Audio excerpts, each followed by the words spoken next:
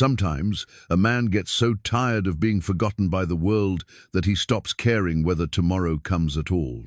Reuben Fairfield felt that bone-deep weariness as he limped into Murphy's saloon with his last silver dollar, knowing this might be his final night as a free man before the bank took his cabin. The old mountain trapper had come to Laramie not for whiskey, but for one desperate gamble. Across the smoky room, a high-stakes poker game was underway, and one of the prizes was a storage barn that belonged to dead railroad baron Theodore Ashworth. Nobody had opened that barn since Ashworth died 6 months back. Reuben figured it might hold some old tools he could sell. He never imagined it would hold the key to changing everything he thought he knew about second chances. But would the secrets inside cost him more than he bargained for? Before we jump back in, tell us where you're tuning in from, and if this story touches you, make sure you're subscribed, because tomorrow saved something extra special for you. The silver dollar felt warm against Reuben's calloused palm as he stood in the doorway of Murphy's saloon, watching the poker game through the haze of tobacco smoke. 15 years had passed since he first arrived in the Wyoming Territory with nothing but hope and a war-weary heart, yet tonight felt like that same desperate beginning all over again. He remembered stepping off the Union Pacific in Laramie back in 1870, his left leg still stiff from the Confederate bullet that had torn through his knee at Antietam. The faded daguerreotype in his shirt pocket showed a different man then, younger, with clear eyes and a woman's loving smile beside him. Martha had been beautiful in that particular way that frontier women possessed, practical and gentle all at once. Their boy, Billy, stood between them in the photograph, barely 5 years old, his gap-toothed grin promising a future that would never come. The Wyoming wind had been brutal that first winter, but Martha never complained. She'd sewn curtains for their one-room cabin, while Reuben learned the mountain trails, following the beaver streams that would sustain them for over a decade. Billy had grown tall and quick, helping with the traplines until the fever took him during the harsh winter of 1878. Martha followed 3 days later, her heart simply giving out from grief. The local preacher said the Lord worked in mysterious ways, but Reuben figured the Lord had been looking elsewhere when his family needed mercy most. "Evening, Reuben."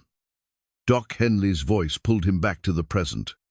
The town physician stood at his elbow, grey whiskers neatly trimmed despite the late hour. "Heard about the foreclosure notice?"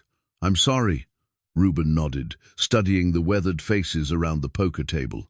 "Figured word would travel fast in a town this size. Widow Patterson mentioned you haven't been by the general store much lately. Pride's a fine thing, but starving's foolish." The kindness in Doc's voice almost broke something inside Reuben's chest. These people had been good to him, better than he deserved. When Martha and Billy died, the whole town had helped with the burial. Widow Patterson still saved him supplies when she could, never mentioning payment. Mayor Caldwell had offered him work maintaining the town's water systems, but Reuben's pride had refused charity disguised as employment. "I appreciate the concern, Doc, but I've got one last card to play." Doc Henley followed his gaze to the poker table where 4 men sat under the flickering lamplight. "That's dangerous company you're considering." At the table's head sat Horace Grimsby, the banker whose soft hands had never known honest work. His pale eyes held the calculating coldness of a man who measured human worth in dollars and cents. Beside him, Dutch Vanderberg dominated his chair like the cattle baron he was, thick-necked and quick to anger. The third player was Alfonso Rodriguez, a traveling merchant whose expensive clothes couldn't quite hide the shifty nature underneath. The fourth chair sat empty, waiting. "What exactly are they wagering besides money?" Reuben asked. "Items from Theodore Ashworth's estate. The railroad baron died 6 months back. No family to speak of. His lawyer's been trying to settle debts by auctioning everything off." Doc lowered his voice. "That storage barn of his has been locked up since he passed. Nobody knows what's inside."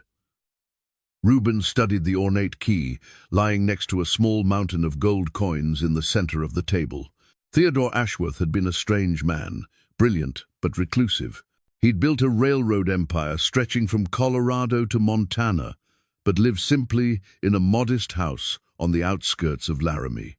Folks said he spent most of his time in that storage barn, working on mysterious projects that no one understood. The memory of Martha's laugh echoed in Reuben's mind, the way she'd giggle when he told stories about the peculiar railroad baron. She'd always seen the good in people, even the odd ones. Maybe he's just lonely, Reuben. Rich men get lonely too. You sure about this? Doc asked, watching Reuben's face carefully. Reuben pulled the daguerreotype from his pocket, looking one more time at the faces of his lost family. Martha's eyes seemed to encourage him, the same way she had when he'd first decided to head west after the war. Sometimes a man reached a point where moving forward was the only choice left, even when the path led into darkness. I've been sure about precious little these past few years, Doc. But I'm sure I can't keep living like this. The mountain cabin that had been his refuge for 15 years now felt like a tomb. Every morning he woke to empty silence, where Martha's humming used to fill the air. Every evening he sat alone at a table built for three. The trap lines that had provided their modest living were nearly barren now, too many trappers competing for too few animals. His war injury made the long treks increasingly difficult, and this winter had been particularly harsh on his aging joints. The foreclosure notice had been the final blow. $47.36. That's all he owed the bank, but it might as well have been $4,000. His last silver dollar represented everything he had left in the world. If you're determined to do this fool thing, at least be smart about it, Doc whispered. Grimsby cheats when he can get away with it. Vanderberg's got a temper, but he's not clever. Rodriguez plays conservative. He's not here to win big, just to avoid losing much. Reuben nodded, feeling something stir inside him that had been dormant for years. During the war, he'd been Sergeant Fairfield, responsible for keeping 20 men alive behind enemy lines. That man had possessed sharp instincts and tactical awareness. Perhaps some of those skills remained. One more thing, Doc added. Theodore Ashworth was asking questions before he died. About the war, about veteran benefits, about land grants that never materialized. Seemed mighty interested in helping soldiers who'd been forgotten by the government. Why would a railroad baron care about that? Never found out. He died before we could finish our conversation.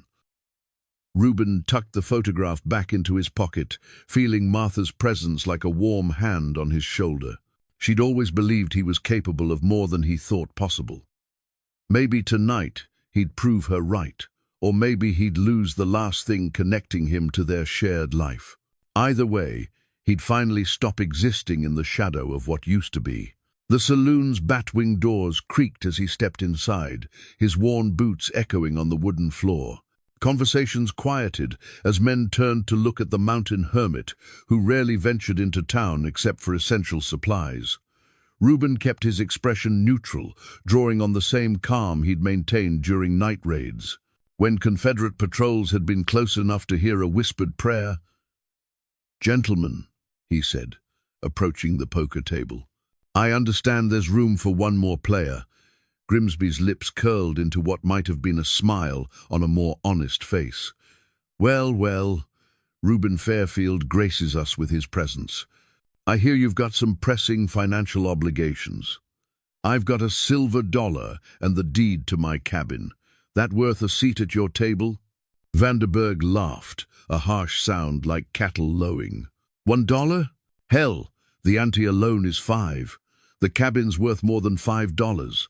Depends on whether you can keep it past tomorrow, Grimsby said, producing a legal document from his coat. "I believe this foreclosure notice says otherwise." Reuben placed his silver dollar on the table, the metal catching the lamplight. The eagle etched into its surface seemed to stare back at him with fierce determination. "Then I suppose we'd better play quickly." Alfonso Rodriguez leaned back in his chair, studying Reuben with calculating eyes. "What makes you think you can compete with gentlemen of means, senor?" "I've played cards before." Reuben settled into the empty chair, feeling the familiar weight of his army colt beneath his coat. Old habits died hard, and some situations required a man to be prepared for trouble, though I suspect you play by different rules than soldiers do.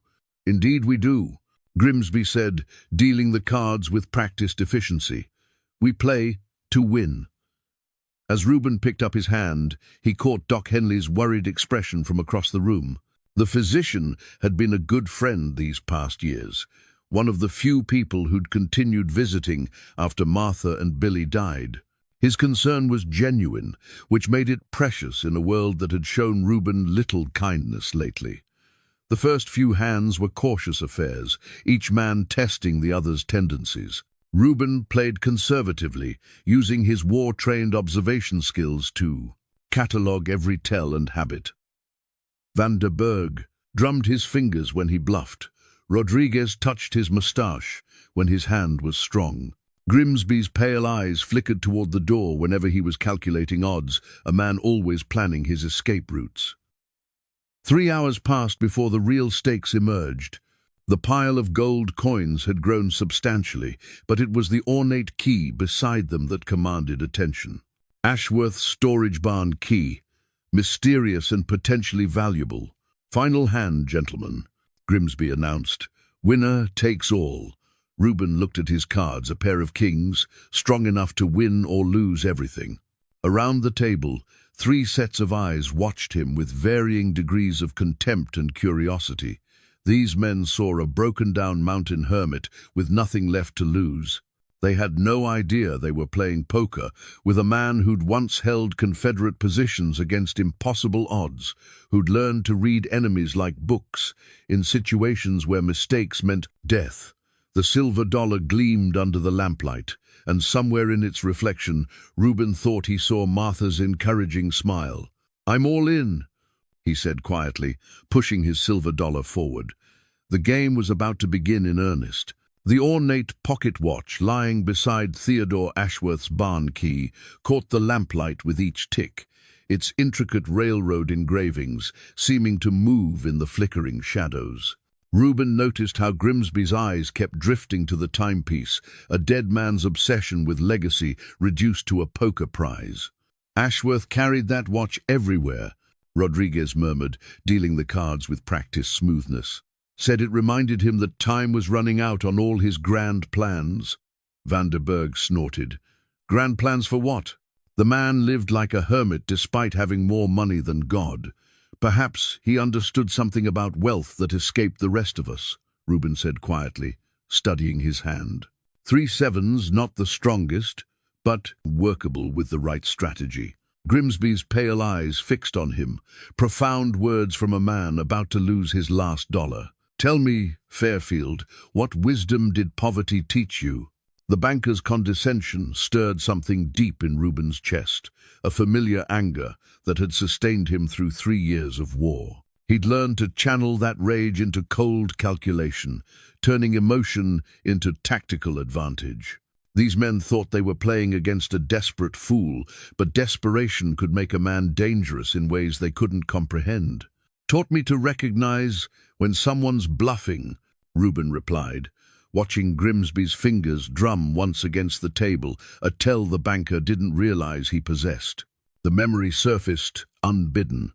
Chancellorsville, 1863, when Confederate forces had tried to break through Union lines under cover of darkness. Reuben had been leading a night patrol, 20 men depending on his ability to read enemy movements in the shadows. The rebel sergeant had possessed the same nervous energy as Grimsby, the same unconscious gestures that betrayed inner thoughts. That night, Reuben's tactical awareness had saved his entire unit.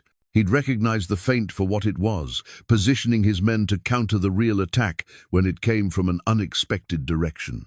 The enemy sergeant's tells had been as clear as words on a page to someone trained to observe.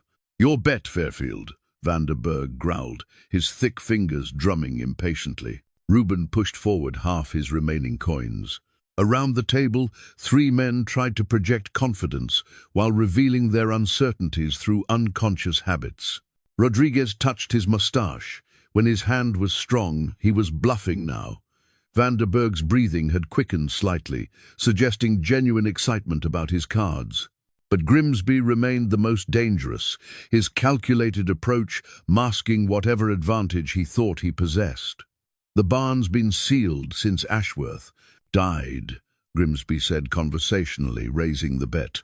"Could be full of valuable equipment, could be full of worthless junk. Makes for an interesting gamble." "Ashworth wasn't the type for worthless junk," Doc Henley called from across the room. "Man had the finest mechanical mind I ever encountered.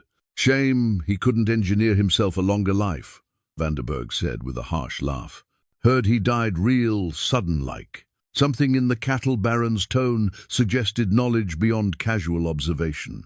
Reuben filed the comment away while maintaining his poker face, another skill learned during reconnaissance missions when revealing thoughts could prove fatal.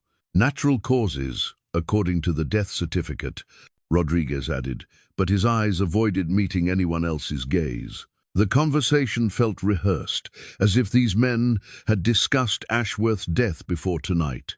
Reuben wondered what exactly they knew about the railroad baron's final days, and why they seemed so interested in dismissing questions about his passing. "Your move, mountain man," Grimsby said, his pale gaze challenging. Reuben looked again at his 3-7s, calculating odds the way he'd once calculated enemy strength based on campfire positions and supply wagon movements.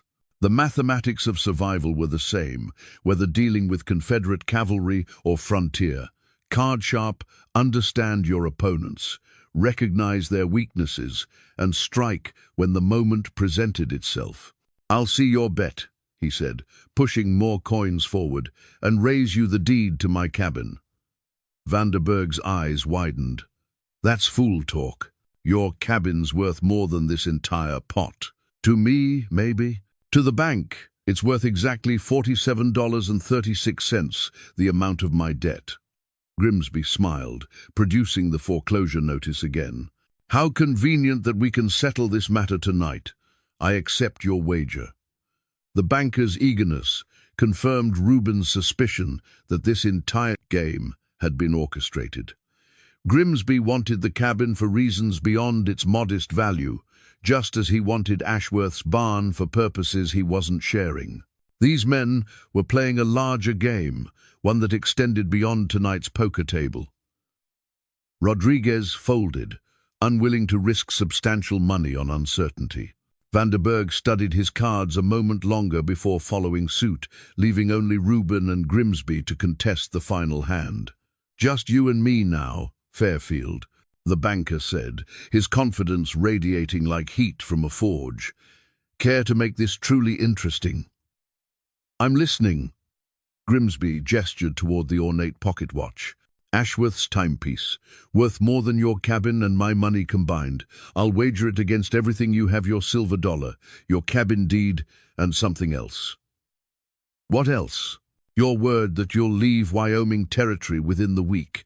Win or lose, this land's got nothing left for broken-down soldiers." The insult hung in the air, like gunpowder smoke.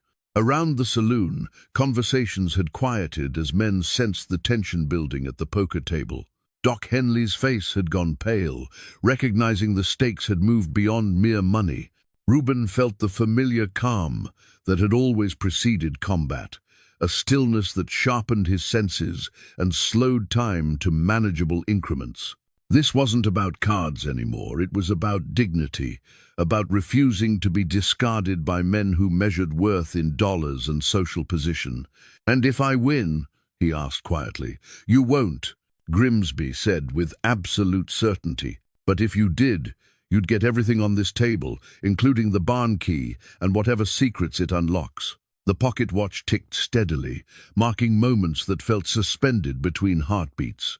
Reuben thought of Martha's faith in his abilities, her conviction that he was capable of more than survival. She'd believed he could build something meaningful in Wyoming, create a life worthy of the dreams they'd shared. Perhaps it was time to prove her right. "I accept your terms," Reuben said, laying down his 3-7s with steady hands. Grimsby's smile faltered for just an instant before he revealed his cards.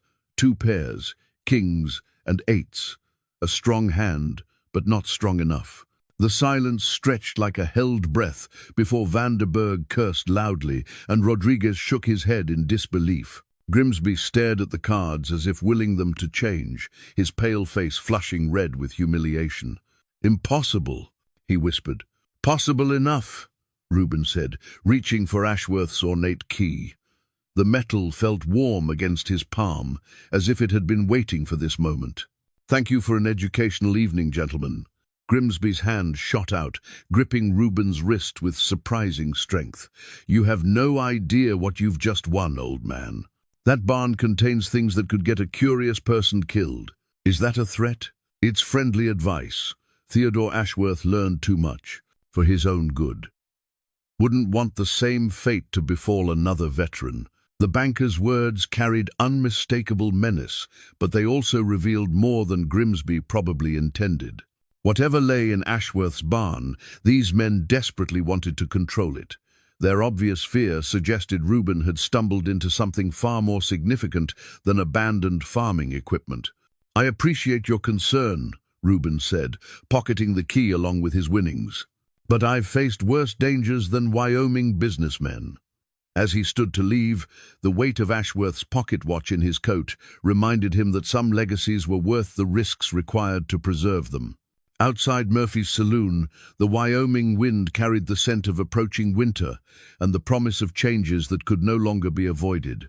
The storage barn stood like a cathedral in the morning mist, its weathered timber walls rising 30 feet into the Wyoming sky. Reuben approached on foot, leading his old mare Bessie along the rutted path that connected Ashworth's property to the main road outside Laramie. The railroad baron had chosen his location well isolated enough for privacy, yet close enough to town for convenient access to supplies and workers. 3 heavy padlocks secured the barn's massive double doors, their brass surfaces green with age, but still solid. Reuben pulled Ashworth's ornate key from his pocket, studying the intricate engravings that matched the railroad symbols on the dead man's pocket watch. The key felt substantial in his weathered hands, weighted with purpose and mystery. The first lock opened with surprising ease, as if it had been maintained despite months of disuse. The second required more effort, metal protesting against metal, until the mechanism finally yielded. The third lock was different, newer, more complex, with internal workings that suggested someone had upgraded Ashworth's security shortly before his death. When the final lock clicked open, Reuben paused. At the threshold, Doc Henley's words echoed in his memory. Ashworth had the finest mechanical mind I ever encountered. Whatever lay beyond these doors had commanded the railroad baron's attention during his final years. Important enough to secure with multiple locks and significant enough to make powerful men nervous. The barn doors swung inward on well-oiled hinges, revealing a space that defied every expectation. Instead of farming equipment or stored grain, the interior resembled a sophisticated workshop that belonged more in Chicago or New York than the Wyoming frontier. Workbenches lined the walls, their surfaces covered with precision tools and measuring instruments. Overhead, an intricate system of pulleys and chains suggested machinery designed for lifting heavy objects with mechanical advantage. Dust motes danced in the morning sunlight, streaming through high windows, settling on canvas-covered shapes that dominated the barn's center. Reuben counted at least a dozen large objects, each draped and secured like sleeping giants waiting for resurrection. The air carried scents of machine oil and metal shavings, evidence of recent work despite Ashworth's death 6 months prior.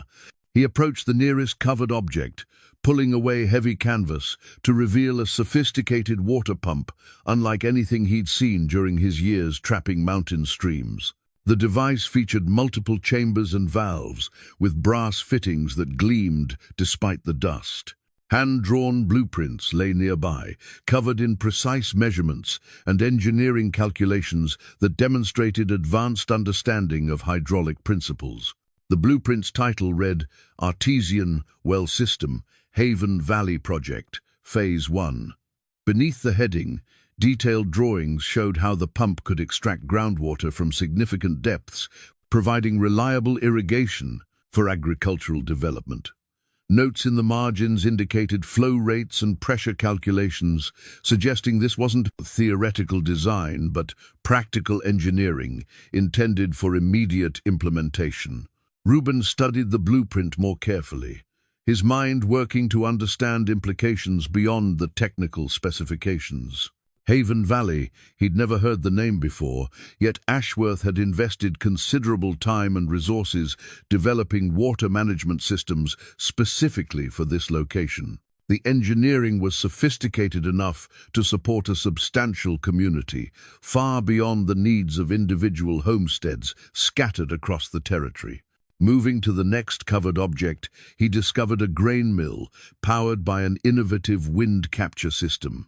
The blueprints showed how prevailing Wyoming winds could be harnessed to provide consistent grinding capacity, reducing dependence on water-powered mills that froze during harsh winters.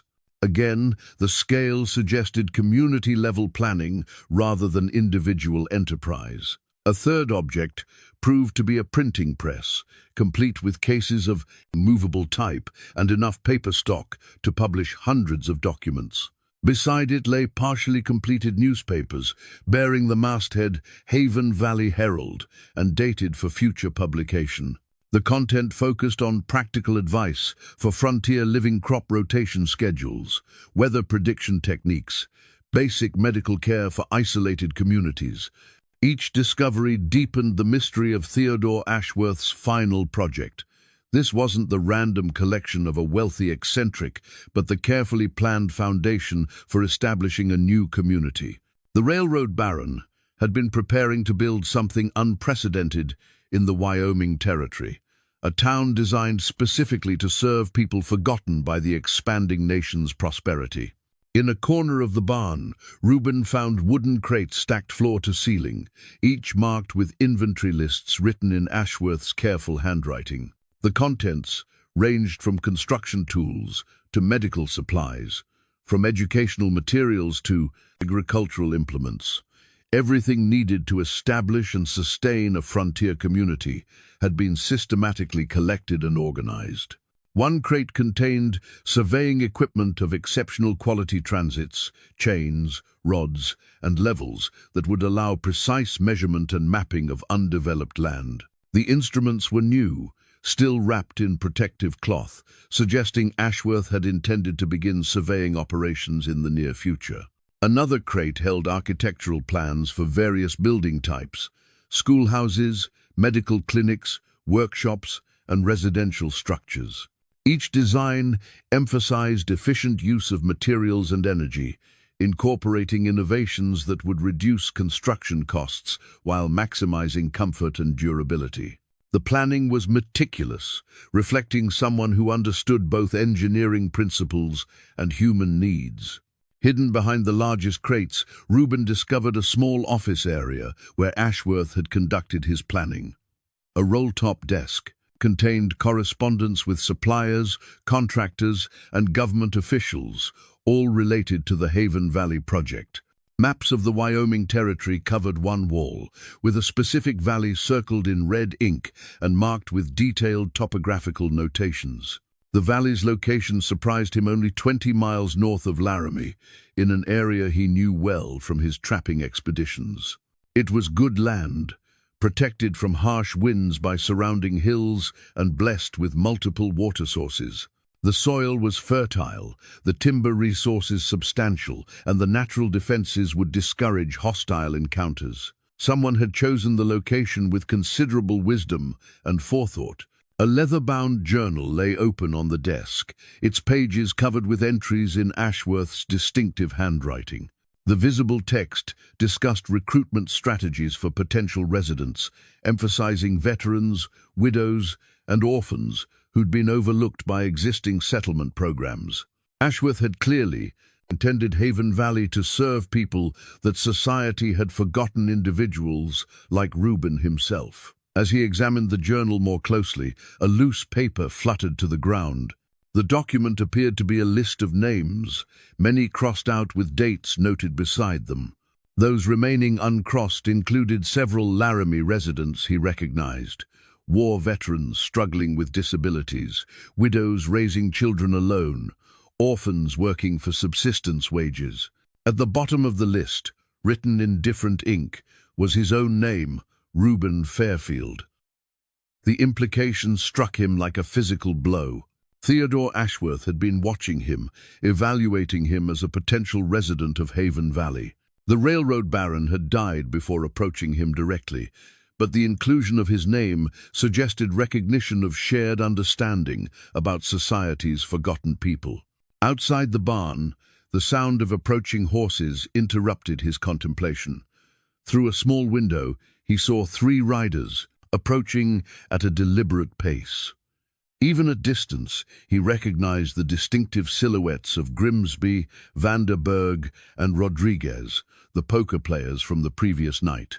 Their timing was suspicious, suggesting they'd been watching his movements since the game ended.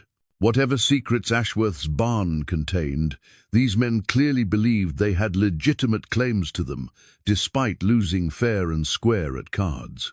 Reuben quickly replaced the canvas covers over the machinery and secured the journal inside his coat. The approaching riders represented immediate danger, but the barn's contents suggested something far more significant than he'd imagined possible. Theodore Ashworth hadn't just been collecting equipment, he'd been preparing to change lives. By lamplight in his cabin that evening, Reuben spread Ashworth's leather-bound journal across his kitchen table, the same surface where Martha used to roll pie dough and Billy had practiced his letters. The journal's pages revealed a man haunted by purpose, driven by guilt that money alone couldn't absolve. The first entries dated back 3 years, beginning shortly after Ashworth had completed his most profitable railroad contract, a line connecting Denver to the Montana mining districts. Instead of celebrating his success, the entries revealed growing discomfort with the human cost of progress. June 15th, 1882. Rode the new line today, counting the homesteads we displaced for right-of-way. 17 families relocated, promised compensation that barely covered their losses. The Morrison widow, with 4 children, received $200 for land that will generate thousands in freight revenue. How do I reconcile profit with conscience? Reuben recognized the moral struggle that often followed military service. During the war, necessary actions sometimes conflicted with personal values, creating wounds that never fully healed. Ashworth's wealth had apparently brought similar burdens, success built on others' sacrifices. The entries continued chronologically, documenting Ashworth's research into veteran affairs and frontier hardships. He discovered that promised land grants often remained unfulfilled, that disability pensions frequently went unpaid, and that widows and orphans received minimal support despite their sacrifices for the nation's expansion. August 3rd, 1882. Met with Territorial Governor's Office regarding veteran settlement programs. Bureaucratic delays have left hundreds of deserving families without promised assistance. Government officials seem more concerned with railroad subsidies than honoring commitments to those who served. Perhaps private enterprise can succeed where politics has failed. The journal revealed Ashworth's evolution from successful businessman to social reformer. His railroad connections provided access to government correspondence, exposing systematic failures in veteran support programs. Names of forgotten soldiers filled page after page, each representing a family struggling with inadequate resources and broken promises. Reuben found his own name mentioned several times, along with detailed observations about his circumstances. Ashworth had been watching him for months, noting his war service, his family's tragedy, and his increasing isolation. The railroad baron had seen potential in a broken-down mountain trapper that others overlooked. November 12th, 1884, observed Fairfield at Morrison funeral.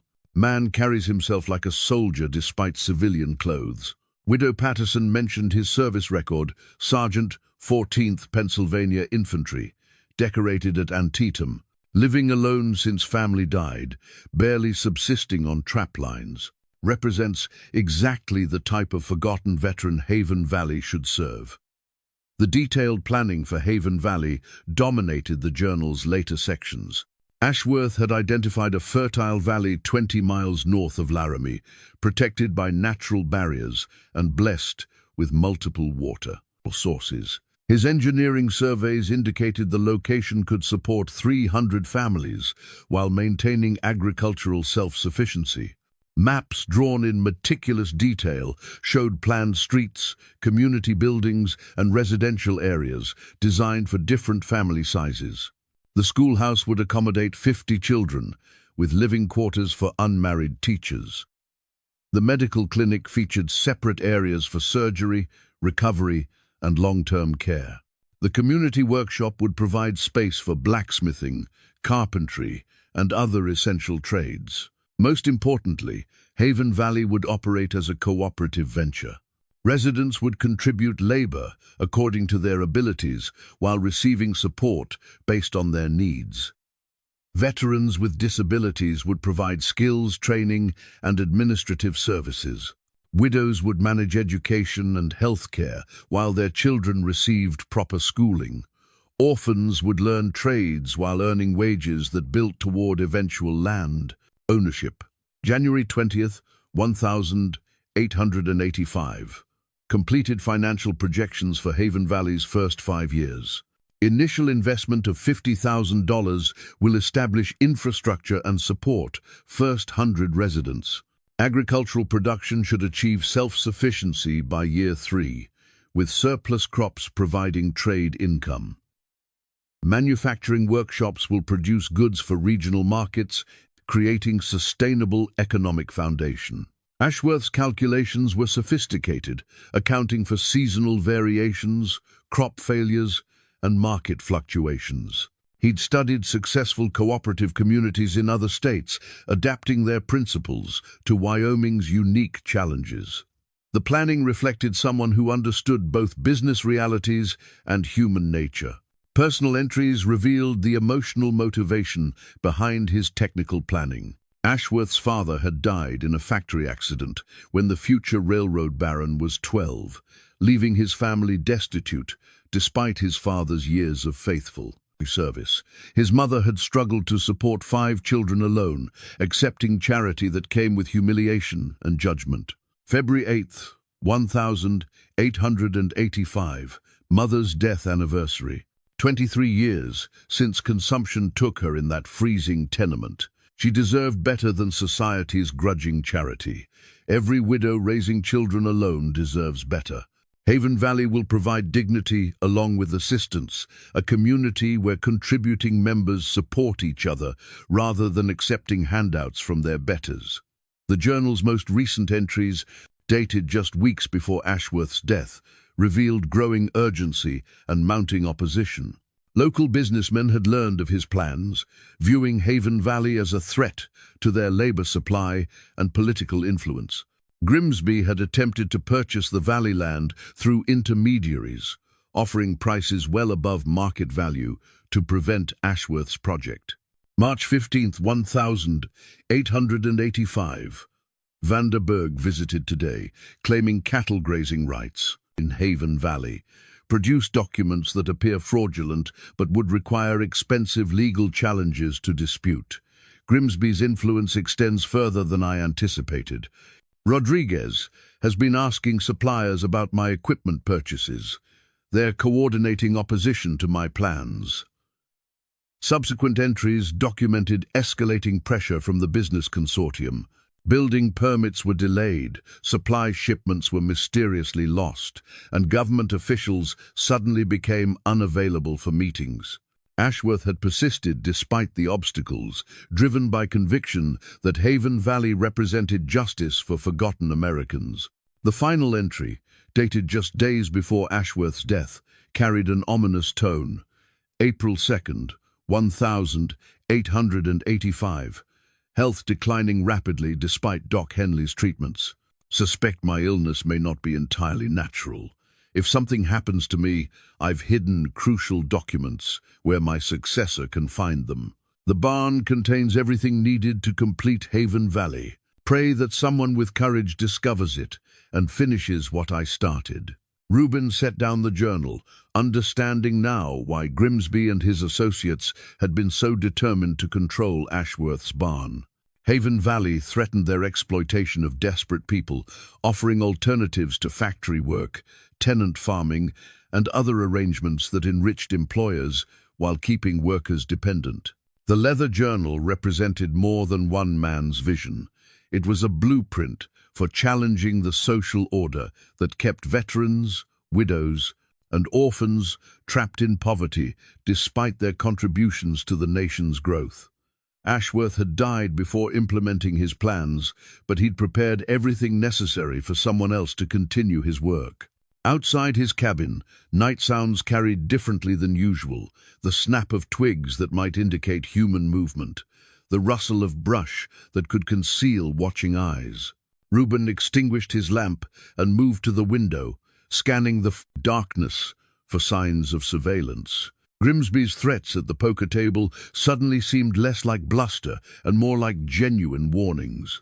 The journal's final pages contained detailed lists of potential Haven Valley residents, including their skills, family situations, and specific needs. These weren't just names, they were real people whose lives could be transformed by Ashworth's vision. Whether Reuben was capable of fulfilling a dead man's dreams remained to be seen, but Martha's voice seemed to whisper encouragement in the cabin's silence. "You're capable of more than you know." Reuben woke to the sound of his mare, nickering nervously in the small corral behind his cabin. The grey pre-dawn light revealed fresh boot prints in the mud near his door prints that hadn't been there when he'd checked the perimeter before retiring. Someone had approached his cabin during the night, close enough to nail something to his door without waking him. The anonymous warning letter was crudely written on cheap paper, its message direct and menacing. "Leave dead men's business alone, or join them. You have been warned." The words were printed in block letters, suggesting someone trying to disguise their handwriting, but the paper quality and ink suggested this wasn't the work of common drifters. Reuben examined the boot prints more carefully, his military training automatically cataloguing details that might prove useful later. The boots were expensive, with distinctive heel wear patterns that indicated a man who spent more time in offices than outdoors. The depth of the impressions suggested average weight and height, consistent with several men from last night's poker game. More concerning were the additional prints he discovered after systematic searching. At least 3 different men had been on his property during the night, positioning themselves to observe the cabin from multiple angles. They'd been careful to avoid obvious detection, but years of tracking mountain game had taught Reuben to read signs that most people would miss. The surveillance pattern suggested professional planning rather than random intimidation. These men had studied his property, identified his defensive blind spots, and coordinated their approach to minimize risk of discovery. Such preparation indicated they considered him a serious threat, despite his apparent weakness. After securing his cabin and saddling Bessie, Reuben rode into Laramie to find Doc Henley. The physician maintained an office above Patterson's general store, serving the community's medical needs with the same quiet dedication he'd shown during their conversation at Murphy's saloon. "Morning, Reuben," Doc said, looking up from his medical journals. "You look like a man who didn't sleep well." Reuben showed him the warning letter, watching the physician's expression grow increasingly troubled as he read the crude message. Doc's medical training had taught him to observe details that revealed underlying conditions, and his examination of the letter suggested familiarity with similar threats. "This isn't the first time you've seen something like this," Reuben observed. Doc nodded grimly, moving to his office window to check the street below before responding. "Theodore Ashworth received similar warnings during his final weeks. I treated him for what I believed was natural illness, but the symptoms were unusual." "Unusual how?" "Gradual onset, progressive weakness, digestive distress that didn't respond to conventional treatments." At the time, I attributed it to the stress of his business affairs and advancing age. Now I wonder if someone might have been poisoning him slowly. The possibility that Ashworth had been murdered added dangerous new dimensions to Reuben's situation. If the railroad baron had been killed for his Haven Valley plans, then possession of his journal and equipment made Reuben an obvious target for similar treatment. Did Ashworth confide his suspicions to anyone?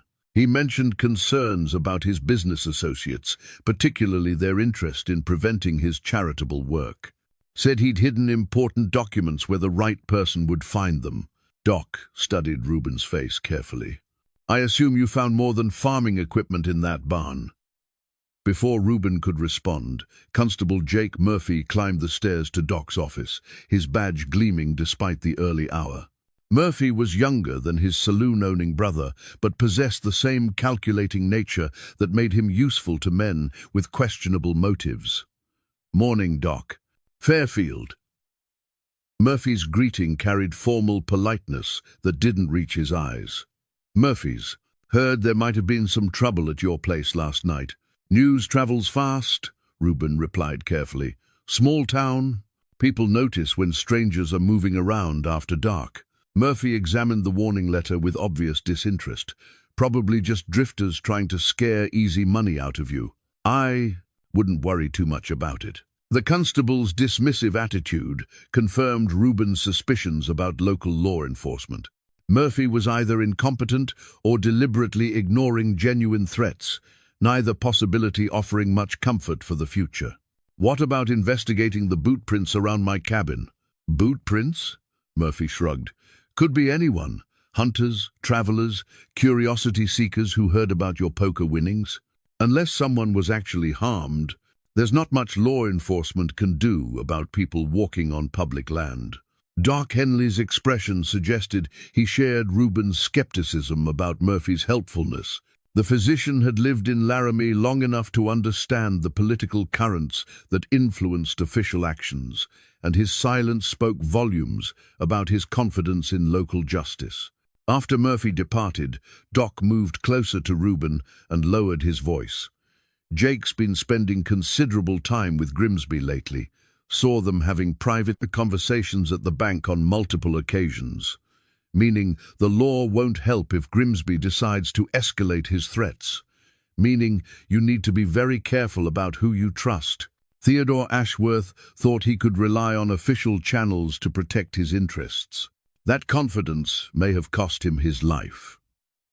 Reuben spent the remainder of the morning visiting other businesses in Laramie, ostensibly purchasing supplies, but actually gathering information about recent events. At Patterson's general store, Widow Patterson mentioned that several strangers had been asking questions about his background and financial situation. Peculiar men, she said while wrapping his purchases. Well-dressed but unfriendly. Wanted to know about your war service, your family, how long you'd been living alone in the mountains. Told them it wasn't their business, but they seemed mighty interested in your personal affairs.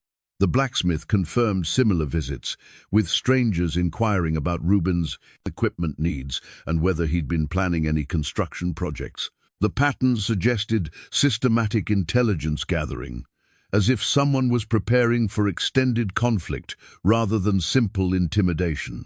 Most telling was his conversation with the territorial mail clerk, who revealed that several letters addressed to Reuben had been intercepted before delivery. The clerk couldn't provide details about who had claimed the letters, but the timing coincided with the period following Ashworth's death. Probably legal documents related to the estate settlement, the clerk explained apologetically. Sometimes lawyers handle correspondence for their clients without proper notification. Returning to his cabin as afternoon shadows lengthened, Reuben discovered additional evidence of surveillance. Someone had attempted to enter his cabin during his absence, leaving subtle signs of forced entry around the doorframe. Nothing appeared missing, but the intrusion confirmed that his opponents were escalating their efforts to control the situation. The warning letter represented more than simple intimidation. It was noticed that powerful men considered him an obstacle to their plans. Theodore Ashworth's vision for Haven Valley threatened their exploitation of desperate people, and they intended to eliminate that threat by any means necessary. As darkness fell over the Wyoming territory, Reuben cleaned and loaded his army Colt, checking ammunition supplies and defensive positions around his cabin. Years of peaceful mountain living had made him complacent about security, but his military training remained intact beneath the civilian veneer. Whatever came next, he would be ready to defend not just his own life, but the legacy of a dead man whose dreams deserved better than the grave. The territorial capital at Cheyenne bustled with the energy of a growing frontier city, its streets filled with politicians, lawyers, and businessmen who shaped Wyoming's future from comfortable offices far removed from the hardships of mountain living. Reuben had made the two-day journey seeking answers about Theodore Ashworth's legal troubles, hoping that official records might reveal the scope of opposition to Haven Valley. The territorial courthouse stood as an imposing stone structure that proclaimed government authority over the wild landscape beyond its walls. Inside, clerks maintained filing systems that documented the complex web of land claims, business disputes, and political maneuvering that defined territorial administration. Reuben's military discharge papers, carefully preserved in oiled leather, commanded immediate respect from the records clerk. His service record as a decorated Union Army sergeant opened doors that might have remained closed to a simple mountain trapper, providing access to documents that revealed the true extent of Ashworth's conflicts with local business interests. The lawsuit files painted a disturbing picture of systematic harassment disguised as legitimate legal action. Grimsby had filed 17 separate claims against Ashworth's various business ventures, alleging contract violations, property disputes, and financial irregularities. None of the claims had merit, but defending against them required expensive legal representation and consumed valuable time that Ashworth needed for his Haven Valley project. Vanderburg's cattle operation had sued for grazing rights on land that Ashworth owned outright, producing documents that claimed historical usage dating back 20 years. The papers appeared authentic until careful examination revealed inconsistencies in dates and signatures that suggested skilled forgery. Again, proving fraud would require costly litigation that delayed Ashworth's development plans. Rodriguez's merchant business had initiated claims about unpaid debts for supplies that Ashworth had never ordered, backed by invoices that bore suspicious similarities to known fraudulent documents from other territorial disputes. The pattern suggested coordination between the three men, using the legal system as a weapon to exhaust their opponent's resources and patience. "Shameful business," commented Judge Harrison Cole, a distinguished gentleman whose silver hair and weathered hands spoke of decades serving frontier justice. The retired jurist had agreed to review the files after learning about Reuben's connection to Ashworth's estate. "You knew Theodore personally?" Reuben asked. "Served together on the Territorial Development Commission. Ashworth was one of the few businessmen more interested in building communities than extracting profit." Judge Cole's expression darkened as he continued reading. These lawsuits were clearly designed to harass rather than seek legitimate redress. "I would have dismissed them immediately if they'd come before my court." The judge explained that territorial law enforcement was inconsistent, depending heavily on local politics, personal relationships. Corrupt officials could delay justice indefinitely, while honest judges struggled with inadequate resources and political pressure from wealthy interests. "Theodore came to me privately about these matters," Judge Cole continued, "said he had evidence of corruption that extended beyond simple business disputes. Talked about government contracts being awarded through bribery, veteran land grants being stolen through fraudulent documentation, territorial funds being diverted to private accounts." "Did he provide specifics?" "Said he was gathering proof but needed time to build an airtight case. Planned to present everything to federal authorities once he documented the full scope of the conspiracy." The judge's voice carried deep regret. "Never got the chance." died before he could complete his investigation. Judge Cole directed Reuben to the Territorial Records Office, where a helpful clerk named Anna Mae Wilson had assisted Ashworth with his research during the final months of his life. The young woman worked as a school teacher during regular hours, but earned extra income by helping citizens navigate the complex bureaucracy of territorial government. Anna Mae proved to be an intelligent woman in her late 20s, with keen eyes that missed few details and a quiet determination that reminded Reuben of Martha's practical strength. She remembered Ashworth clearly, describing him as a gentleman who treated her with respect despite her modest social position. Mr. Ashworth was investigating irregularities in veteran land grant administration, she explained, while reviewing her careful notes. Discovered that over 200 grants had been awarded but never delivered to the intended recipients. The land was being sold to private investors instead, with profits shared among territorial officials. Her records showed systematic fraud extending back 5 years, involving millions of acres that should have provided homes for deserving veterans. Instead, the land enriched politicians and businessmen, while soldiers struggled with poverty and disabilities that prevented them from pursuing their promised opportunities. Theodore asked me to keep copies of all correspondence related to his investigation, Anna Mae continued, producing a carefully organized file. Said that powerful men might try to destroy evidence if they learned about his activities. The correspondence revealed Ashworth's communications with federal investigators in Washington, documenting his efforts to expose the territorial corruption through proper legal channels. His letters demonstrated methodical approach to building a case that would survive court challenges and political pressure. Most importantly, Anna Mae had maintained copies of Ashworth's letters to various government officials, including detailed descriptions of his Haven Valley project and its intended benefits for forgotten veterans. The correspondence proved that federal authorities were aware of his humanitarian goals and had expressed support for his efforts. This is proof that Ashworth's plans had official backing, Reuben realized. More than that, Anna Mae replied. These letters show that federal investigators were counting on his evidence to prosecute territorial officials for corruption. His death didn't just stop Haven Valley, it ended a major federal investigation into government fraud. The implications were staggering. Ashworth's murder hadn't been simple business elimination. It was obstruction of federal justice that protected a criminal conspiracy extending throughout territorial government. Reuben now possessed evidence that could resurrect the federal investigation and bring justice to the forgotten veterans whose land grants had been stolen. "Why are you helping me?" he asked Anna Mae directly. "Because I believe in what Theodore was trying to accomplish. I'm an orphan myself, raised by church charity after my parents died in a cholera outbreak. I know what it means to be forgotten by society, to depend on the kindness of strangers who may or may not provide help when it's needed."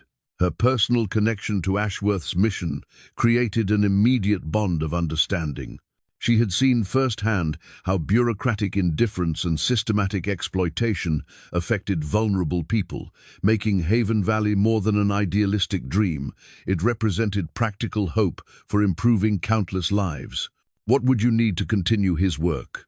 Anna Mae asked. "Allies I can trust," Reuben admitted. "People willing to risk their safety to help others achieve justice." "You have one," she said simply. "Theodore's vision deserves to become reality, regardless of the dangers involved."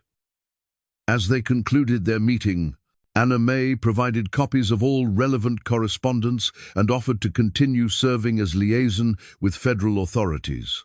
Her courage and competence made her invaluable to any effort to complete Ashworth's mission, but also placed her in significant danger from the same forces that had killed the railroad baron. The ride back to Laramie carried new urgency, knowing that Anna Mae Wilson had committed herself to a cause that powerful men would kill to prevent. Anna Mae led Reuben through the moonlit streets of Laramie to a modest cabin on the town's eastern edge, where Theodore Ashworth had maintained a secret office away from his main residence. The building appeared abandoned, with boarded windows and overgrown weeds that suggested months of neglect. But Anna May produced a key that opened a hidden entrance through the rear cellar. "Theodore showed me this place 2 weeks before he died," she whispered as they descended into the darkness. "Said if anything happened to him, I should bring his successor here to retrieve the most important evidence." The cellar had been converted into a sophisticated records room, with filing cabinets lining the walls and a large table covered with maps and documents. Oil lamps provided illumination once lit, revealing the careful organization of a man who understood that his life's work might depend on proper documentation. At the center of the room sat an iron strongbox with dual locks, its surface bearing the same railroad symbols that decorated Ashworth's pocket watch. The container was substantial enough to resist casual theft, but designed to be opened by someone possessing the proper keys that Reuben now carried courtesy of his poker victory. Theodore said this contained the evidence that would destroy his enemies and vindicate his dreams. Anna May explained as Reuben approached the strongbox. He called it his insurance policy against those who would exploit the innocent. The first key opened smoothly, but the second lock required more effort, as if the mechanism had been designed to ensure that only someone with both keys could access the contents. When the strongbox finally opened, it revealed organized compartments containing documents that represented years of careful investigation into territorial corruption. The top layer consisted of financial records showing irregular payments from territorial accounts to private businesses owned by Grimsby, Van der Berg, and Rodriguez. The amounts were substantial, tens of thousands of dollars that should have funded veteran services, infrastructure development, and other public benefits. Instead, the money had enriched a small group of businessmen through fraudulent contracts and inflated billing. Beneath the financial records lay correspondence between territorial officials and the business consortium, documenting their coordination in stealing veteran land grants. The letters revealed a systematic operation that identified valuable properties designated for veteran settlement, then used bureaucratic delays and fraudulent documentation to transfer ownership to private investors. One letter from Grimsby to Territorial, Administrator Franklin Cross, was particularly damning. The Henderson Quarter section contains excellent timber and mineral prospects. Delay the veterans' documentation another 6 months, then declare the grant abandoned due to non-compliance. My associates will ensure proper compensation for your cooperation. The veteran in question was James Mitchell, a Union Army corporal who had lost his right arm at Gettysburg. The documents showed that Mitchell had completed all required paperwork and traveled to Wyoming at considerable personal expense, only to be told repeatedly that his grant was still being processed. Meanwhile, Grimsby's business associates had quietly acquired the land through a shell corporation and begun harvesting its resources. Anna May gasped as she read the correspondence. "I know James Mitchell. He's been living in a boarding house in Cheyenne for 2 years, waiting for his land grant to be approved. The poor man sold everything he owned to make the journey west." Similar stories filled the strongbox. Dozens of veterans cheated out of their promised land grants, while territorial officials and business partners profited from their desperation. The scope of the fraud was staggering, representing millions of acres stolen from men who had sacrificed their health and futures for the nation's preservation. More disturbing were the medical records that Ashworth had somehow obtained, documenting suspicious deaths among veterans who had complained too persistently about delayed land grants. 7 men had died from sudden illnesses that Doc Henley's medical notes described as consistent with poisoning, though he had not recognized the pattern at the time. Theodore suspected that troublesome veterans were being eliminated, Anna May said, her voice shaking as she read the medical documentation. Men who might organize resistance or contact federal authorities were targeted for elimination through methods that appeared natural. The strongbox also contained proof that the conspiracy extended beyond territorial borders. Correspondence with officials in Colorado and Montana revealed similar fraudulent schemes, suggesting a regional network of corruption that had stolen thousands of land grants across the Western Territories. Most importantly, the documents proved that Ashworth had been in communication with federal investigators who were building a comprehensive case against territorial corruption.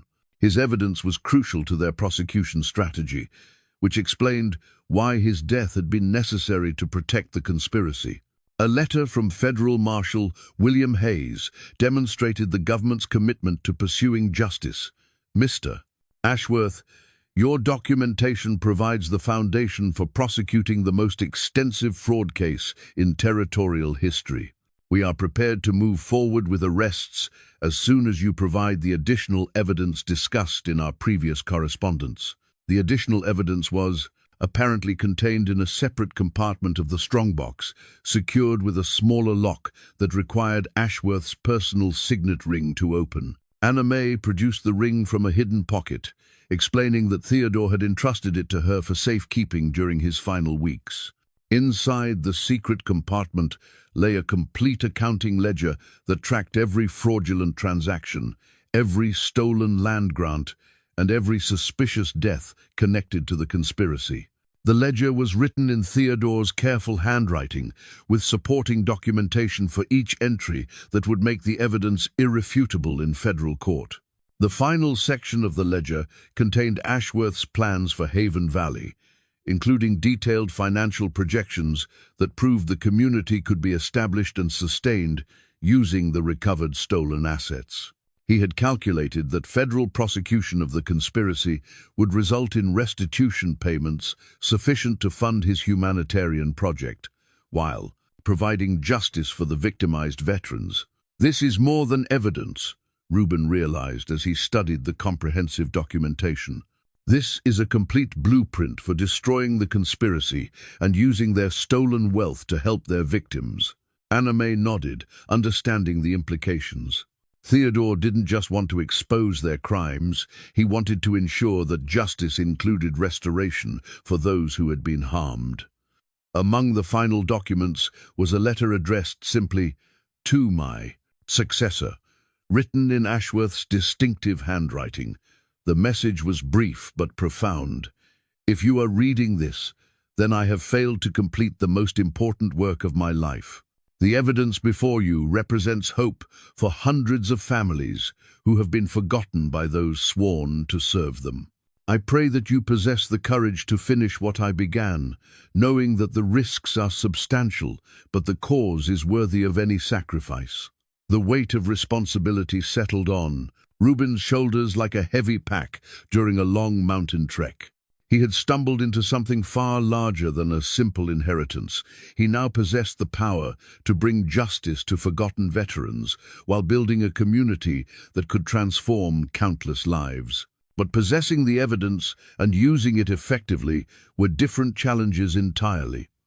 The conspiracy had killed Ashworth to prevent exposure, and they would certainly kill again to protect their interests.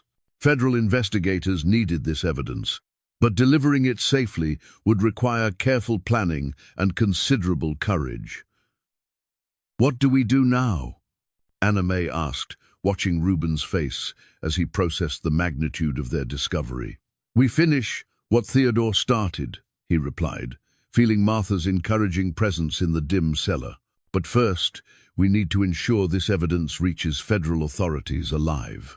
Outside the hidden office, Wyoming wind carried the promise of approaching winter and the certainty that powerful men would soon discover their secret was no longer safe. The surveyor's transit instrument gleamed in the morning sunlight as Rubin adjusted its precise mechanisms, the brass fittings and calibrated scales representing the technical expertise required to transform Ashworth's vision into physical reality.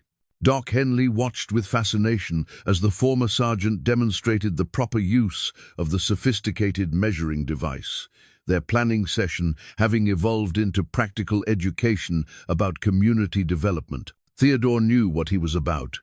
Doc observed, studying the detailed maps spread across Reuben's kitchen table. This transit can measure elevations and angles accurate to within inches over mile-long distances. With proper surveying, Haven Valley could be laid out more precisely than most established cities. Anna May arrived at the cabin shortly after sunrise, carrying additional correspondence she'd retrieved from the Territorial Records Office during her regular work hours.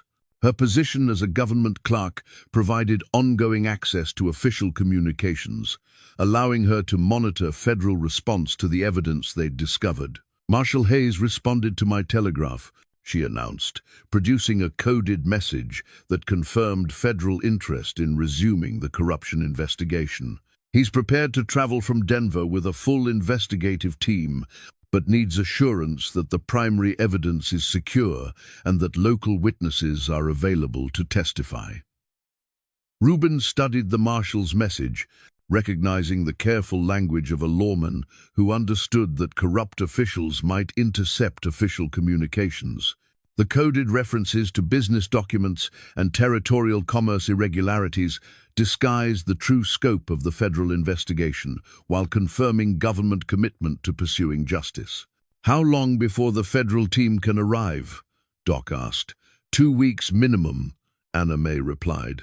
"Marshal Hayes needs time to coordinate with Washington authorities and assemble the proper legal support for territorial prosecutions." 2 weeks represented a dangerous delay that would provide ample opportunity for the conspiracy to discover their activities and take countermeasures. Grimsby and his associates had demonstrated willingness to commit murder when their interests were threatened, and the evidence now in Reuben's possession represented an existential threat to their criminal enterprise. "We need to recruit additional help," Reuben decided, his military training recognizing the tactical disadvantage of their small group against well-funded opponents. People who understand what's at stake and have personal reasons to oppose the conspiracy. Doc Henley suggested approaching several prominent townspeople who had been victimized by the business consortium's fraudulent practices. Widow Patterson had lost money through Grimsby's predatory lending schemes. Blacksmith Tom Morrison had been cheated out of legitimate contracts by inflated bids from Rodriguez's associates. Mayor Caldwell had watched the town's development funds disappear into unauthorized projects that benefited private interests. "These folks have been frustrated by corruption for years," Doc explained. "They just never had evidence to prove what they suspected or leadership to coordinate effective resistance." Anna May contributed additional names from her knowledge of territorial records. Several veterans in the Laramie area had been victimized by the land grant fraud, including James Mitchell, who remained in Cheyenne waiting for his stolen property to be processed. These men possessed military experience that could prove valuable if the situation escalated to physical confrontation. "What about local law enforcement?" Reuben asked, though Constable Murphy's obvious corruption suggested limited options for official support. "Sheriff Williams in Cheyenne is honest," Anna May offered. "He's been investigating suspicious deaths in his jurisdiction and might welcome federal cooperation. Could provide protection for witnesses and evidence during the transition period." The recruitment process required careful coordination to avoid alerting the conspiracy to their activities. Doc Henley would approach the townspeople through his medical practice, using routine visits to assess their willingness to support federal investigation. Anna May would contact Sheriff Williams through official channels, presenting the federal marshal's credentials as justification for cooperation. Reuben would handle the most dangerous assignment, approaching the victimized veterans who possessed both motivation for justice and skills necessary for their own protection. These men understood the risks of opposing powerful enemies, but also recognized the importance of fighting for principles that transcended personal safety. The first veteran he contacted was Samuel Porter, a former Union cavalry sergeant who had lost his left leg at Shiloh and been promised a homestead in the fertile valley north of Laramie. Porter had waited 18 months for his land grant, surviving on odd jobs and the charity of his church, while bureaucrats claimed his paperwork was still being reviewed. "They've been jerking me around since I arrived," Porter said bitterly as Rubin explained the evidence they'd discovered. "Every month it's another form to complete, another official to satisfy, another delay that keeps me living in that damned boarding house." When Rubin showed him the correspondence proving his land had been illegally sold to Grimsby's associates, Porter's reaction was immediate and visceral. The veteran's hands shook with rage as he read documentation of the systematic theft that had stolen his future and reduced him to poverty despite his wartime sacrifice. "What do you need from me?" Porter asked, his military bearing returning despite his disability. "Help protecting the evidence until federal authorities arrive, and testimony about your experiences with the fraudulent land grant process." "You've got both," Porter replied without hesitation. "These bastards stole from all of us, and it's time they paid the price." Similar conversations with other victimized veterans produced consistent results. Men who had sacrificed their health and futures for the nation's preservation were eager to join any effort that might bring justice for systematic exploitation. Within 3 days, Rubin had assembled a core group of 8 former soldiers whose combined military experience represented formidable opposition to any attempt at intimidation or violence. The townspeople proved equally supportive once they understood the scope of evidence available to support federal prosecution. Widow Patterson offered her general store as a secure meeting location, while blacksmith Morrison provided weapons, maintenance, and metalworking services that might prove necessary for self-defense. Mayor Caldwell's support was particularly valuable, as his official position provided legal cover for activities that might otherwise appear suspicious to observing enemies. The mayor's cooperation also enabled access to town resources that could support the federal investigation when it arrived. "I've suspected this corruption for years," Caldwell admitted during a private meeting in his office. "But suspicion without proof is worthless in territorial politics. These men have been bleeding our community dry while hiding behind legal technicalities and political connections." The recruitment efforts inevitably attracted attention from the conspiracy's surveillance network. Rubin noticed increased observation of his movements, with unfamiliar men appearing at locations where he conducted meetings with potential allies. The watchers were more sophisticated than the crude intimidation attempts following the poker game, suggesting that Grimsby and his associates had escalated their counterintelligence efforts. Doc Henley reported similar surveillance during his medical rounds, with patients mentioning strangers asking questions about his recent activities and associations. Anna May discovered that her boarding house landlord had been questioned about her work schedule and personal correspondence, indicating that the conspiracy was building detailed intelligence about their growing resistance network. Most concerning was Sheriff Williams' report from Cheyenne that 2 federal marshals had been attacked while traveling to investigate territorial corruption. The marshals had survived, but their injuries would delay the federal response by at least another week. The timing suggested that the conspiracy possessed advanced knowledge of federal plans, possibly through corrupt officials in the territorial administration. "They're escalating because they're scared," Rubin analyzed during an evening planning session with his core allies. "Ashworth's evidence threatens their entire operation, and they know that federal prosecution would destroy them completely." The group had established communications protocols that borrowed from military reconnaissance practices, using coded messages and predetermined meeting locations to coordinate activities while minimizing exposure to enemy surveillance. Veterans like Porter and Mitchell brought disciplined operational security that reduced the risk of their plans being compromised. Anna May's access to territorial communications provided ongoing intelligence about the conspiracy's activities. She had discovered telegraphs between Grimsby and officials in Denver that suggested plans for resolving territorial business irregularities through methods that went beyond legal maneuvering. "They're planning something decisive," she warned during their final planning meeting. "The language suggests they intend to eliminate the threat permanently before federal authorities can intervene." The surveyor's transit instrument had become more than a tool for measuring Haven Valley's future development.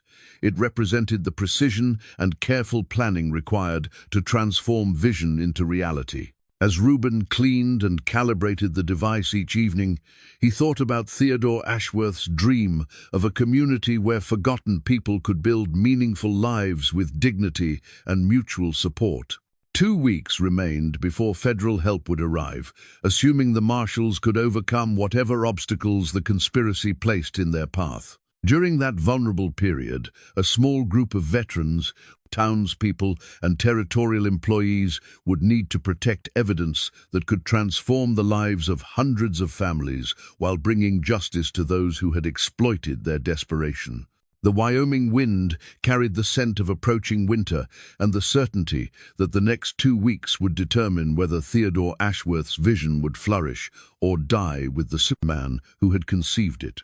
Outside Reuben's cabin, shadows moved through the darkness with increasing frequency, suggesting that the final confrontation was approaching faster than anyone had anticipated. Federal Marshal William Hayes arrived in Laramie 3 days ahead of schedule, his weathered face and careful eyes revealing a lawman who had survived decades of frontier justice through preparation and vigilance. The early arrival proved fortunate, as Anna May's intelligence network had detected unusual activity from the conspiracy that suggested imminent action against their resistance group. "Received your coded messages," Marshal Hayes said during a private meeting in Doc Henley's office. "Washington is very interested in prosecuting this case, especially given the scope of veteran fraud you've documented." The Marshal examined Ashworth's evidence with professional appreciation, recognizing documentation that would survive court challenges and political pressure. His experience prosecuting territorial corruption had taught him to distinguish between rumor and proof, and the strongbox contents represented the strongest case he'd encountered. "This is enough to bring down the entire network," he confirmed. "But we need to secure the evidence and protect witnesses until additional federal support arrives. My investigation suggests these men will kill to prevent prosecution." Reuben showed him Theodore Ashworth's personal revolver, an elegant Colt .45 with ivory grips that had belonged to the railroad baron. The weapon was more than a tool of violence. It represented the moment when peaceful solutions gave way to necessary force, when good men accepted the burden of defending justice against those who would destroy it. Ashworth carried this during his final weeks, Reuben explained. Anna May said he feared for his life but refused to abandon his mission. Marshal Hayes nodded grimly. Theodore Ashworth was a brave man who died trying to help people his government had forgotten. We owe him justice, and we owe his intended beneficiaries the community he envisioned. The plan they developed combined federal authority with local knowledge, using Reuben's military experience to coordinate defensive preparations while the marshal established legal jurisdiction for arrests. The conspiracy would be given one opportunity to surrender peacefully before force became necessary to protect innocent lives.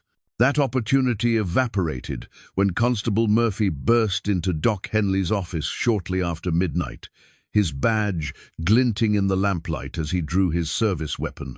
Behind him came Grimsby and 2 hired gunmen, their faces showing the desperation of cornered criminals who had nothing left to lose. "Nobody move," Murphy commanded, though his voice carried uncertainty that suggested conflicted loyalty between legal duty and criminal association. "Mr. Grimsby has legal authority to reclaim stolen property." Marshal Hayes slowly reached for his federal credentials, his movements careful and non-threatening despite the tense situation. "I'm a federal marshal conducting an official investigation into territorial corruption." "Stand down, Constable." Grimsby's pale eyes fixed on the strongbox containing evidence of his crimes. "That property belongs to Theodore Ashworth's estate, which I represent as court-appointed administrator. Federal authority doesn't supersede probate law." "It does, when the property contains evidence of federal crimes," Hayes replied firmly. You gentlemen are all under arrest for conspiracy, fraud, and obstruction of justice." The standoff stretched taut as both sides calculated odds and consequences. Reuben recognized the moment from his military experience, the instant when negotiation ended and violence became inevitable. His hand moved instinctively toward Ashworth's revolver, muscle memory from 3 years of war overriding 15 years of peaceful mountain living. The first shot came from one of Grimsby's hired gunmen, a nervous man whose trigger finger betrayed his fear before his brain could reconsider the wisdom of shooting federal officers. The bullet shattered a medical cabinet, sending glass and instruments cascading across Doc Henley's office floor. Reuben's response was immediate and precise, his army training reasserting itself with deadly efficiency. Ashworth's revolver bucked in his hand as he put 2 rounds center mass into the gunman, dropping him before he could fire again. The ivory grips felt familiar despite years of disuse, as if the weapon had been waiting for someone worthy of its accuracy. Marshal Hayes drew simultaneously, his federal authority backed by professional marksmanship that sent the second gunman diving for cover behind overturned furniture. Doc Henley shouted for everyone to take shelter as the small office erupted in gunfire and chaos. Murphy hesitated fatally, torn between criminal loyalty and legal duty, until the decision was made for him. The constable's badge represented betrayed trust and corrupted authority, but his hesitation gave Reuben the opening needed to disarm him without violence. Grimsby attempted to escape through the office's rear entrance, clutching a leather satchel that contained what he apparently considered the most damaging evidence against his conspiracy. The banker's soft hands and office-bound lifestyle made him easy prey for a veteran who had spent years tracking mountain game through difficult terrain. "It's over, Grimsby," Reuben called as he cornered the banker in Doc's supply room. "Federal authorities have everything they need to prosecute your entire network." The banker's pale face reflected defeat and desperate calculation. "You have no idea what forces you're opposing, Fairfield. This conspiracy extends far beyond territorial borders. Killing me won't end anything." "Nobody's talking about killing," Reuben replied, though Ashworth's revolver remained steady in his grip. "Justice doesn't require murder when the law can handle punishment." Outside the medical office, the sounds of approaching horses suggested that additional forces were converging on their location. Whether those forces represented federal support or criminal reinforcement would determine the outcome of the evening's confrontation. The approaching horses belonged to Vanderberg and a dozen hired men, their torches creating dancing shadows against the buildings of Laramie as they surrounded Doc Henley's office.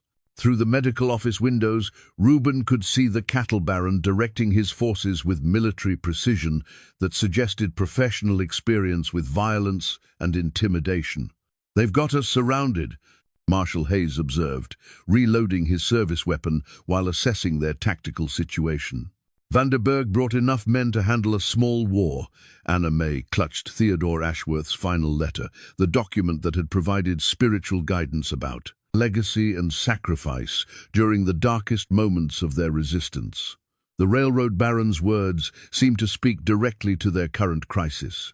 "The greatest legacy is not what we accumulate for ourselves, but what we sacrifice to help others achieve dignity and hope. The evidence needs to reach federal authorities," she said quietly, understanding that their personal survival mattered less than ensuring justice for hundreds of victimized veterans. "If we die here tonight, everything Theodore worked for dies with us." Reuben studied the tactical situation through gaps in the window shutters, his military training automatically cataloging enemy positions and identifying potential escape routes. Vanderberg's men had positioned themselves to control the main street approaches, but the alley behind Doc's office remained relatively unguarded. "There's a way out through the back," he told Marshal Hayes. "Anna May can escape with the most crucial documents while we hold them here." "I'm not abandoning you," Anna May protested, her courage matching her conviction about their mission's importance. "You're not abandoning us," Reuben replied, thinking of Martha's faith in his ability to protect what mattered most. You're completing what we started. Theodore's vision dies if the evidence dies with us. Doc Henley emerged from his medical supply room, carrying a canvas bag filled with emergency provisions. There's a root cellar beneath my office that connects to the mercantile's storage basement. Anna May can reach the livery stable without being seen if she moves carefully. The plan was desperate but achievable, requiring coordination between the defenders to create sufficient distraction while Anna May escaped with Ashworth's evidence. Marshal Hayes would use his federal authority to demand surrender, giving them legal justification for defensive action when Vanderburg's forces refused to comply. Outside, the cattle baron's voice carried across the night air, with the confidence of a man accustomed to intimidating opposition through superior force. Federal marshal or not, you're surrounded and outnumbered. Send out Fairfield and the stolen property, and nobody else needs to get hurt. The only stolen property here belongs to the veterans you've been cheating. Hayes called back, his federal badge gleaming in the torchlight. You're under arrest for conspiracy, fraud, and assault on federal officers. Vanderburg's laughter held no humor, only the cruel satisfaction of a predator who had cornered his prey. Federal authority means nothing when there's nobody left alive to report what happened here. The threat confirmed what they already knew. The conspiracy intended to eliminate all witnesses, regardless of legal consequences. Vanderburg's confidence suggested political protection that would shield him from federal prosecution, even if his actions violated territorial and federal law. Reuben helped Anna May into the root cellar, pressing Ashworth's final letter into her hands, along with the most damaging evidence from the strongbox. The letter represented more than historical documentation. It was a spiritual testament that could inspire others to continue their mission, even if the original architects didn't survive to see its completion.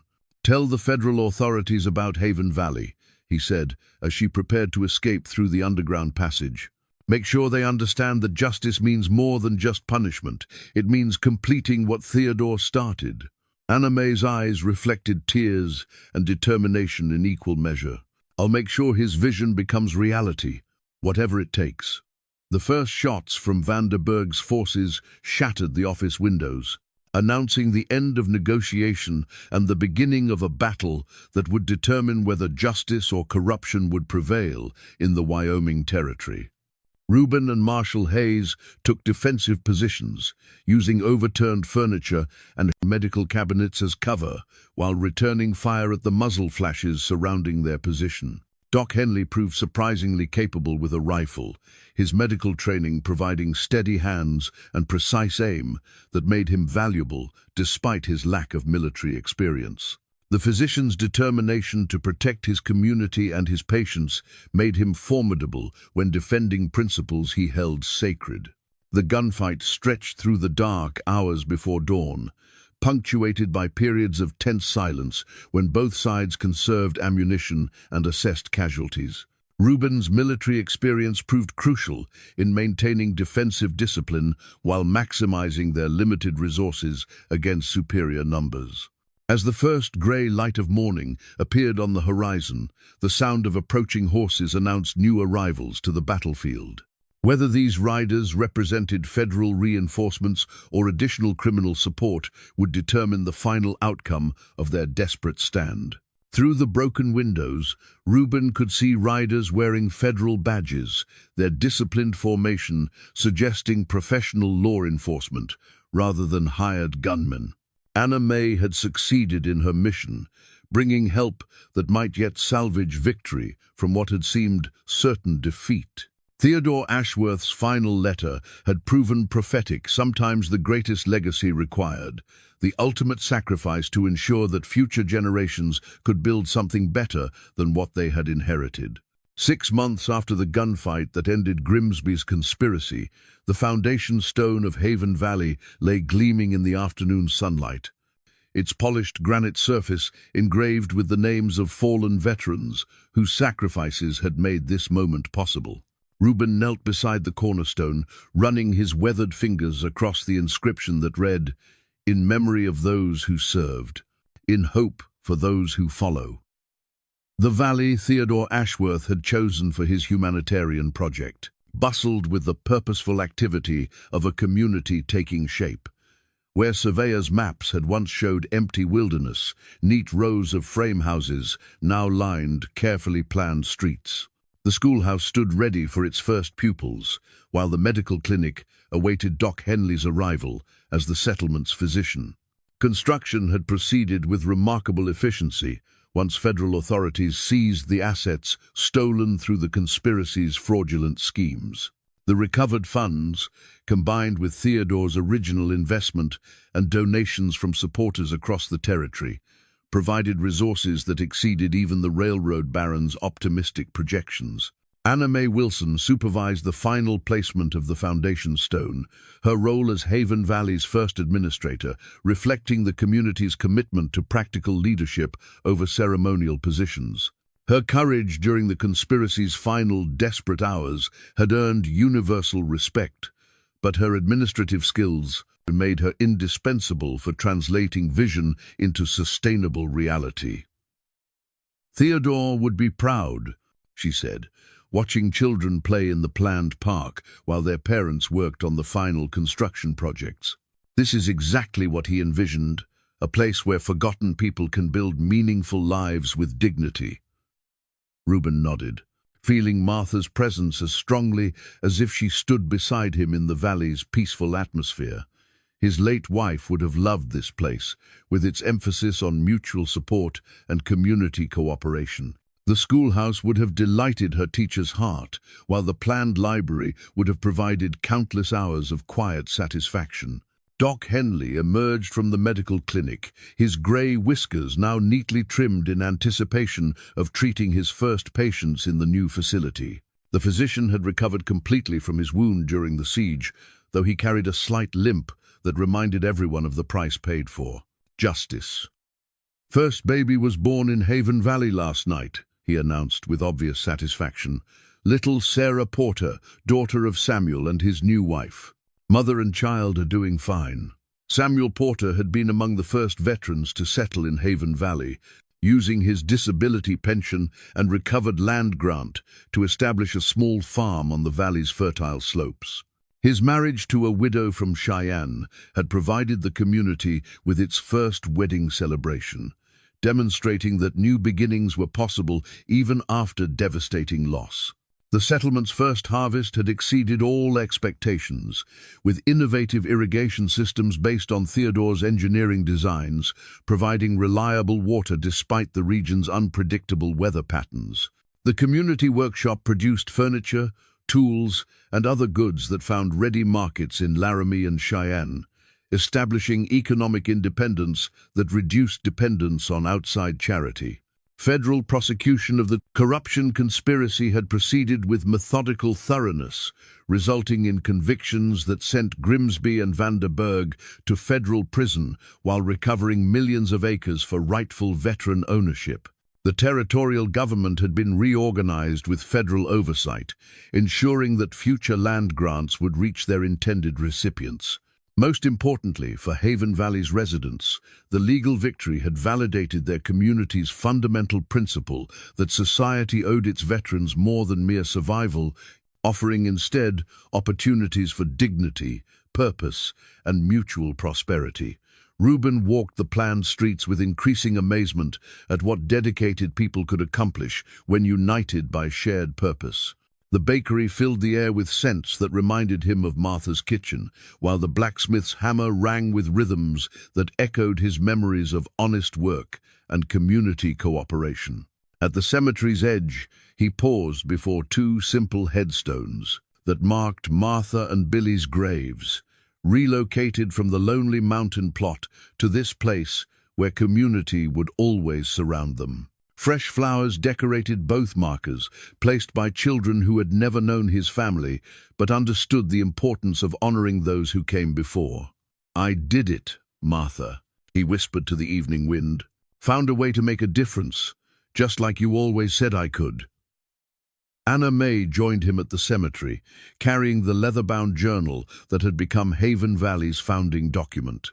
Theodore's careful handwriting still inspired residents who read his vision during community meetings, reminding them that their prosperity honored both past sacrifices and future responsibilities. "The territorial governor wants to visit next month," she informed him. "Plans to use Haven Valley as a model for veteran settlement programs across the Western Territories." The recognition pleased Reuben, though he understood that their community's true success would be measured not by official approval, but by the changed lives of families who had found hope where once only desperation existed. Every child learning to read, every veteran finding meaningful work, every widow raising her family with dignity represented Theodore Ashworth's legacy made manifest. As sunset painted the valley in shades of gold and crimson, Reuben reflected on the unlikely journey that had brought him from desperate mountain hermit to community leader. The silver dollar that had started everything now rested in the community's small museum, displayed alongside other artifacts that told the story of Haven Valley's founding. The foundation stone caught the last rays of sunlight, its engraved names creating shadows that seemed to dance with the evening breeze. Somewhere among those shadows, Reuben thought he glimpsed Martha's encouraging smile and heard Theodore's approving voice. Tomorrow would bring new challenges as Haven Valley continued growing and evolving, but tonight belonged to satisfaction and gratitude for dreams fulfilled through courage, sacrifice, and the unshakable belief that forgotten people deserved better than society's casual neglect. In the distance, children's laughter echoed across the valley, promising that some legacies would endure long after their architects had joined the honored names carved in stone.